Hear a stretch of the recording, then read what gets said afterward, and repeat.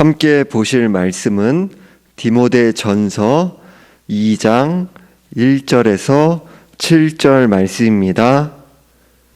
디모데전서 2장 1절에서 7절 말씀, 제가 가진 신약성경 338쪽에 있습니다.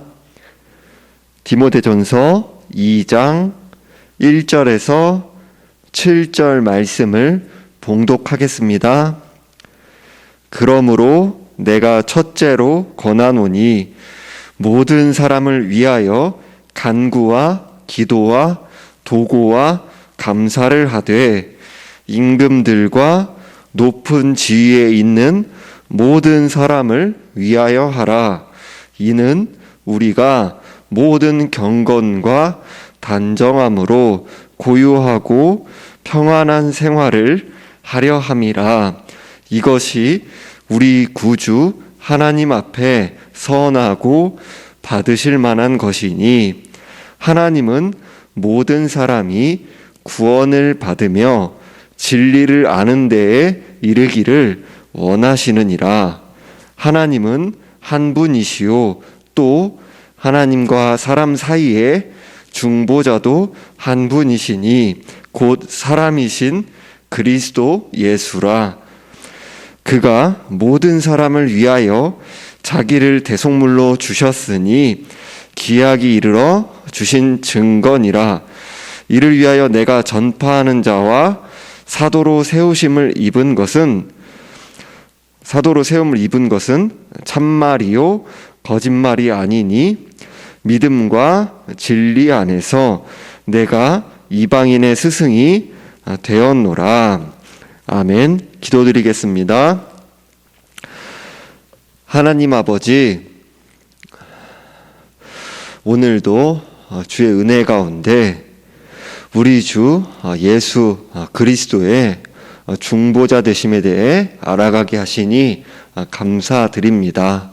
이 시간을 통해 더욱더 예수 그리스도를 알아가는 그 지식이 풍성해져 갈 수 있도록 도와주시고, 우리의 삶의 그 열매로 또 뿌리 내려갈 수 있도록, 그 말씀이 깨달아질 수 있도록 성령께서 우리 마음에 빛을 비추어 주옵소서. 또한 바른 기도란 무엇인지 또 성경에 근거하여 더욱더 깊이 알아갈 수 있도록 도와주시고, 이 시간 가운데서도 주님을 사랑하는 마음으로 온 마음 다해 예배하는 시간 될 수 있도록 도와주옵소서. 오직 주님만 영광받아 주옵시오며 살아계신 우리 주 예수 그리스도의 이름으로 기도하옵나이다. 아멘.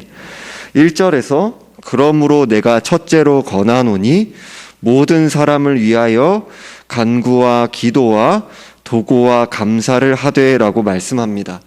여기에서 첫째로라는 말씀은 중요성에 있어서 첫째라는 의미입니다.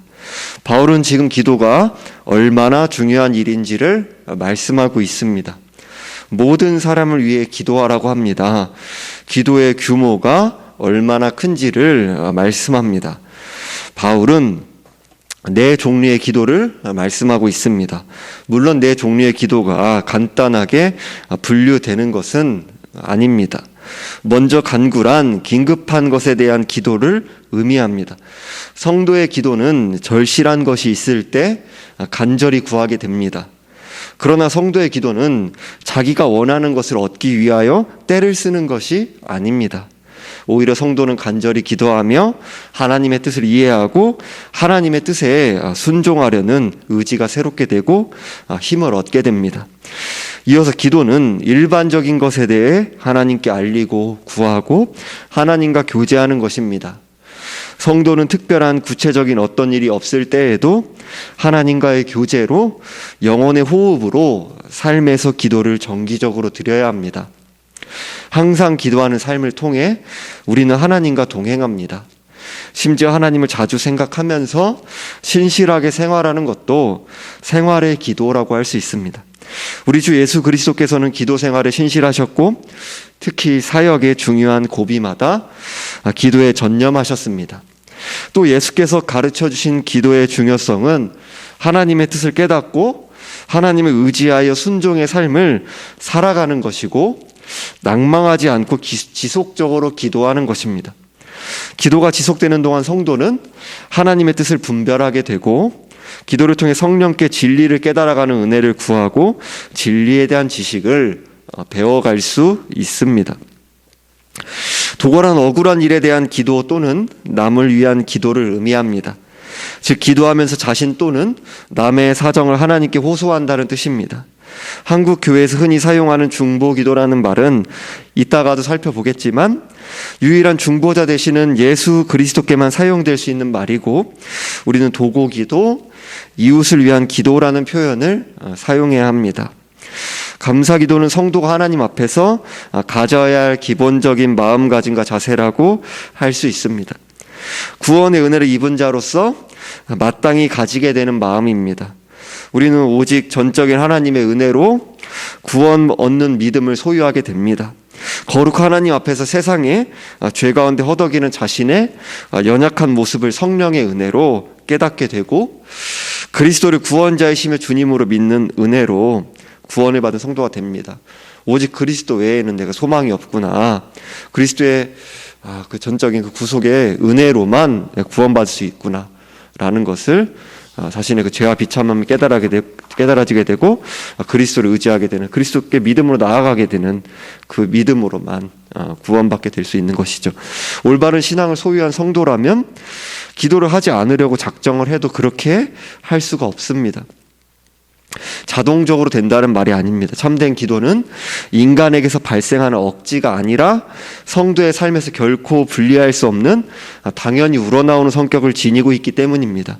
하나님을 의지하지 않고 살아갈 수 없는 새 생명을 얻었기 때문입니다. 계속해서 이 네 가지 딱 그 기도의 분류가 딱 떨어지거나 엄격하게 분류되는 것이라고 보기는 어렵습니다. 그럼에도 이제 여러 측면에서 간단하게 살펴보았고 궁극적인 그 기도에 대한 절대적인 기준은 오직 말씀이다. 이제 그것을 우리들이 염두에 두면서 성령 안에서 말씀을 기준으로 기도 드리는 것입니다.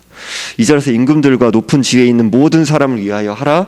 이는 우리가 모든 경건과 단정함으로 고요하고 평안한 생활을 하려 함이라라고 합니다.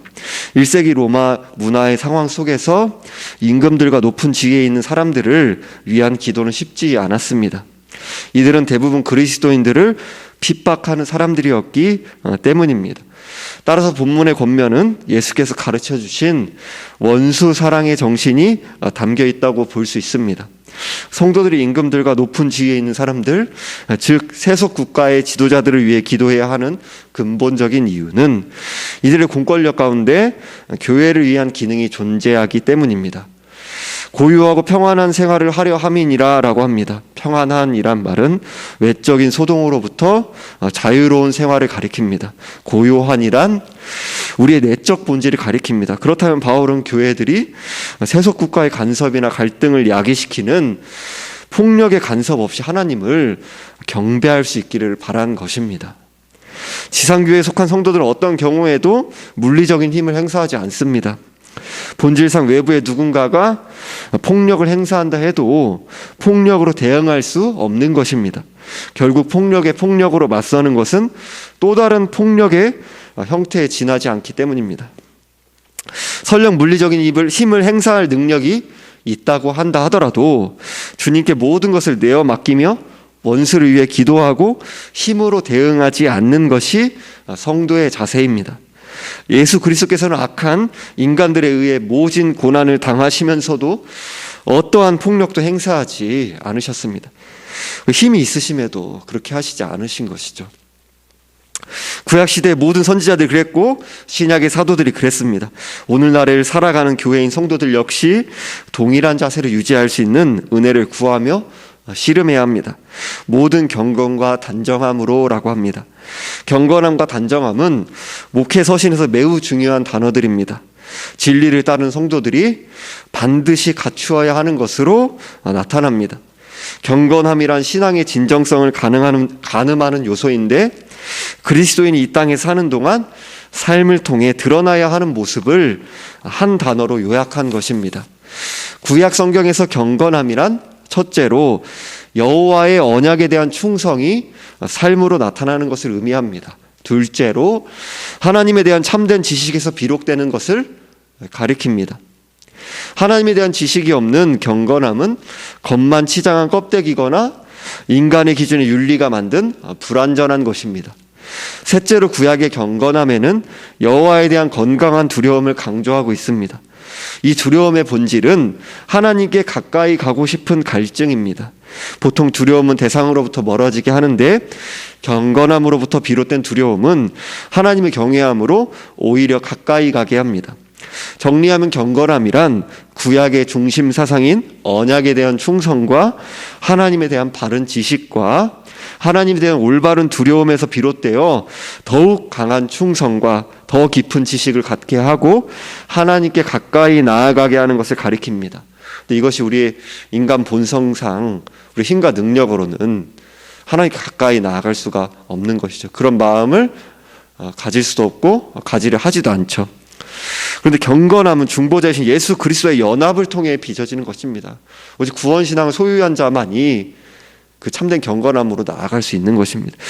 구약의 중심 사상들이 예수 그리스도 안에서 완성되어 그리스도를 믿는 성도들 안에서 경건함으로 나타나게 됩니다. 그리스도를 의지함으로 그 경건한 성도로 더욱 빚어져 나가는 것이죠. 단정함이란 존경할 만한 우아함, 단정함의 의미를 갖습니다. 즉 존경받을 만한 모습인데 위엄이 있고 품격이 있는 사람의 품성을 가리킵니다. 3절에서 이것이 우리 구주 하나님 앞에 선하고 받으실 만한 것이니라고 합니다. 기도는 본질상 인간을 위한 것이 아니라 하나님을 위한 것이어야 합니다. 하나님의 영광을 위한 기도를 인간의 소원을 성취하기 위한 도구로 변질시켜서는 안 됩니다. 결국 기도는 내용으로 볼 때 선한 것과 받으실 만한 것을 추구하는 것입니다. 선하다라는 말은 하나님 보시기에 흡족하다라는 의미입니다.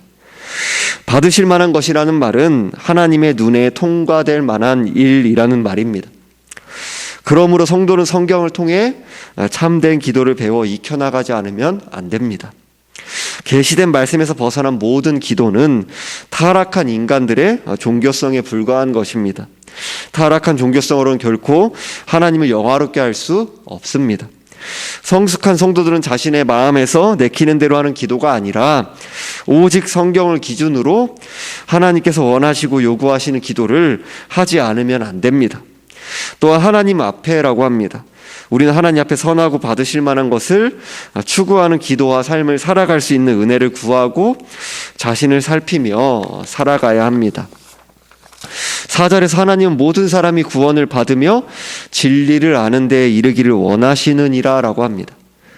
하나님께서 인간의 구원에 관한 소원을 가지시는 까닭은 3절 말씀과 같이 하나님은 구주이시기 때문입니다. 구원과 진리를 아는 데 이른 것을 관련짓고 있습니다. 믿음을 통한 영생과 진리의 지식을 연결하는 것은 구약의 선지자 전통에 따른 것입니다. 또한 목회 서신의 목적이 바른 교훈을 가르치는 것이기 때문입니다. 하나님이 보내신 일꾼이 참된 일꾼인지의 여부는 전파하는 진리의 진정성을 통해 드러납니다. 구약의 선지자들은 자신들의 진정성을 보여주는 성품으로 신실함과 진실함을 드러내었습니다. 나아가서 성도들의 삶에서 나타나는 진정성은 바른 교훈을 따를 때에만 가능하다는 사실을 본문은 보여주고 있습니다. 여기에서 모든 사람이란 지상의 어떤 나라나 어떤 계층도 구원에서 제외될 수 없다는 의미입니다. 본문은 모든 사람이 구원을 받는다는 만인 구원설을 지지하지 않습니다. 구원을 받는 사람들은 창세전에 하나님의 선택을 받은 사람들입니다. 이어서 5절에서 하나님은 한 분이시요 또 하나님과 사람 사이에 중보자도 한 분이시니 곧 사람이신 그리스도 예수라라고 말씀합니다. 예수 그리스도를 가리켜 중보자라고 합니다. 하나님과 사람 사이에 서 있는 분으로 예수 그리스도를 가리키고 있습니다. 하나님과 사람 사이의 중보자란 하나님과 사람 사이에 서서 한편으로는 하나님을 대표하고 다른 한편으로는 사람을 대표하며 하나님과 사람을 화목하게 하는 그리스도에게만 속한 고유한 역할을 가리킵니다. 6절에서 그가 모든 사람을 위하여 자기를 대속물로 주셨으니 기약이 이르러 주신 증거니라라고 합니다. 예수 그리스도께서 자신을 대속물로 주셨다고 합니다. 대속물이란 대신 지불하는 몸값을 의미합니다. 예수 그리스도께서 우리의 죄를 대신해서 자신의 목숨을 몸값으로 지불하시고 우리를 구원하셨다는 겁니다. 자신이 희생하셔서 우리를 구원하신 은혜를 베푸셨습니다. 사람을 대신해서 죽어야 하기 때문에 하나님의 아들이신 예수께서 동정녀 마리아에게 태어나셔서 사람이 되셨습니다.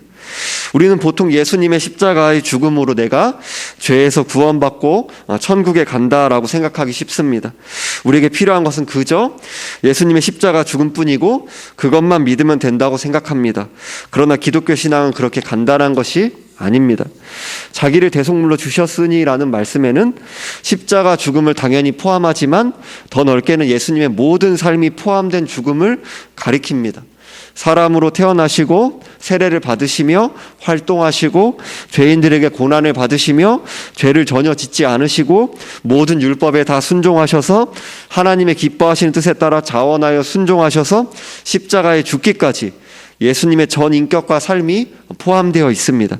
아담과 하와가 죄를 짓지 않았을 때 선악과를 먹지 않고 순종의 삶을 계속해서 살아갔다면 하나님께서는 자신의 뜻에 따라 자신의 때에 영원한 생명을 주시기로 하셨습니다.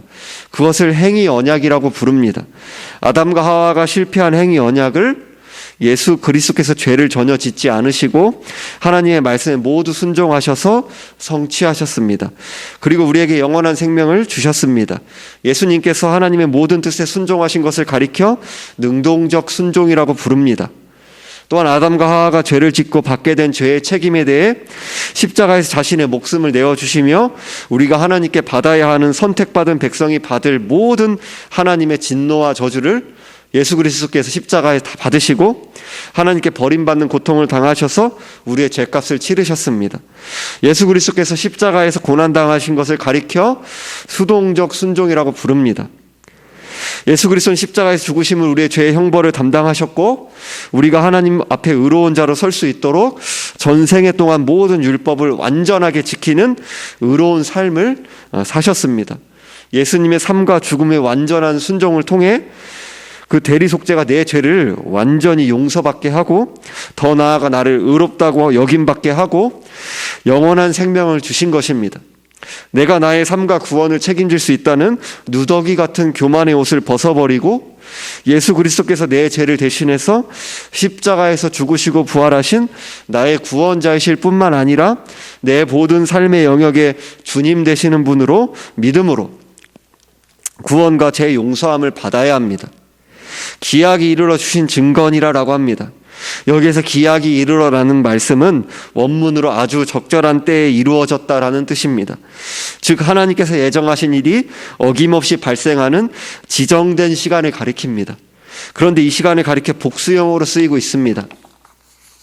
예수 그리스도께서 대속 사역을 수행하시던 십자가의 시간뿐만 아니라 구속의 사역이 선택받은 백성들에게 개별적으로 나타나는 시간도 가리킨다고 보아야 합니다.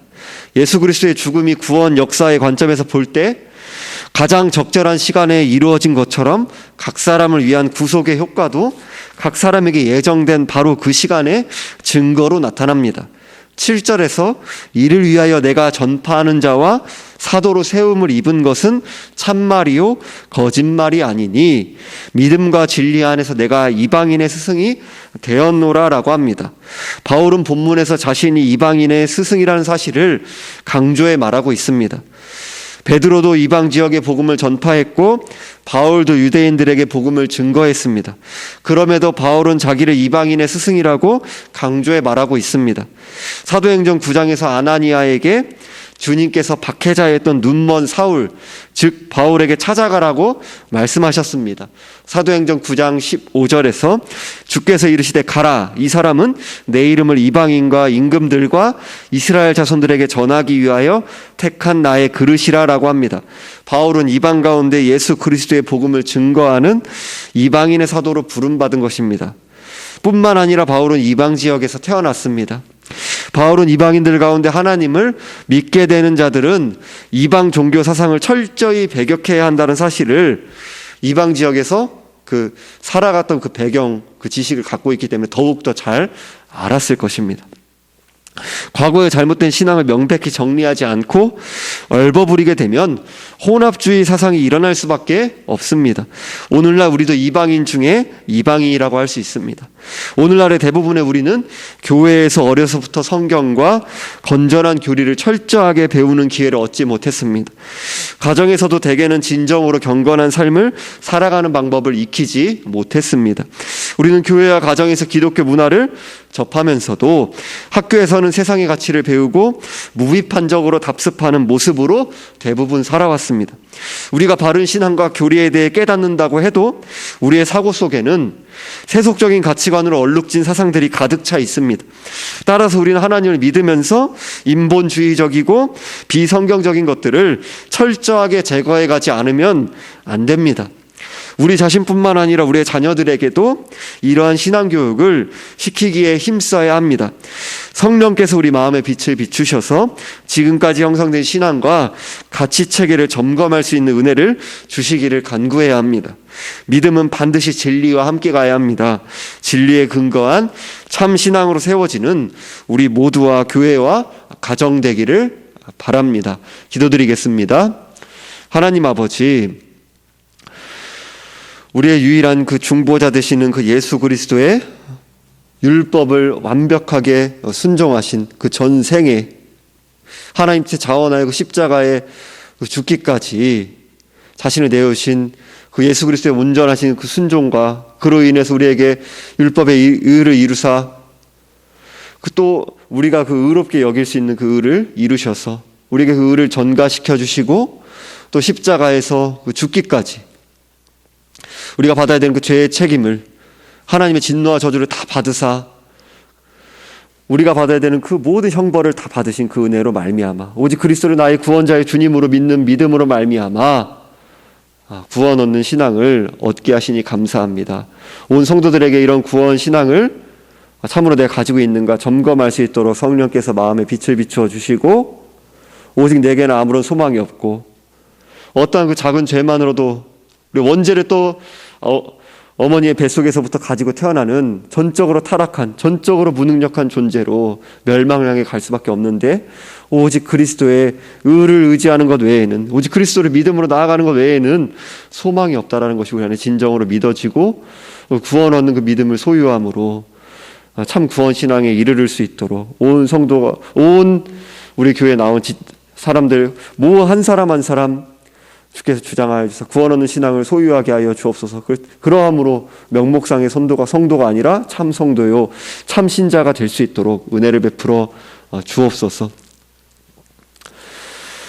오직 우리의 중보자 되신 그리스도 안에서 진리에 근거한 참된 기도를 드리게 하여 주옵소서. 진리에 근거한 삶으로 이어져 나가게 하여 주옵소서. 지금까지 살아왔던 삶의 방식과 사고 체계가 편안하다고 해서 그 자리에 안주하여 버리고 그렇게 살아가는 참으로 무모하고 위험하고 거짓된 삶에서 벗어날 수 있도록 도와주옵소서. 우리들이 참 진리의 체계 안에서 자신을 점검하면서 진리에서 벗어난 모든 사상 체계들이 허물어져 가고 거기서 어떠한 고통이 따른다 한다 하더라도 진리가 우리 가운데서 이루어져 나가는 바른 그 신앙의 그 체계가 세워져 나가는 그 기쁨이 그 감사함이 그 은혜가 우리 가운데 풍성히 열매 맺혀 나갈 수 있도록 도와주옵소서. 진리가 참 우리 자유케 하는 그 은혜를 맛보아 알게 하여 주옵소서. 하나님 아버지, 또 한 주간을 또 살아가면서 삶 가운데 경험하게 되는 여러 고난과 또 아픔과 우리의 질고들이 있습니다. 다 아시는 주님께서 넉넉히 또 신자로서 살아갈 수 있는 영적인 힘과 그 육적인 힘을 공급하여 주시고 뜻이 하늘에서 이런 것 같이 땅에서도 이루어져 나가는 그 은혜의 역사에 참여하는 그 은혜, 자원함으로의 삶을 드리는 우리의 일상의 삶, 가정에서 직장에서 여러 삶의 자리 가운데서 그렇게 살아가는 진리 붙잡고 신실함과 진실함으로 살아가는 우리의 삶이 될 수 있도록 도와주옵소서. 우리의 온 소망이 사나 죽으나 우리의 유일한 소망 되시는 예수 그리스도께로 초점이 모이고 오직 그리스도로 충분하며 오직 그리스도 만족하며 감사하고 기뻐하는 복음의 영광을 소유한 자로 그 넉넉함과 그 담대함과 겸손함으로 살아가는 존재 자체로 그리스도의 영광의 빛을 반사하는 존재로 쓰임받는 우리의 삶이 되게 하여 주옵소서. 예수 그리스도의 이름으로 기도하옵나이다. 아멘.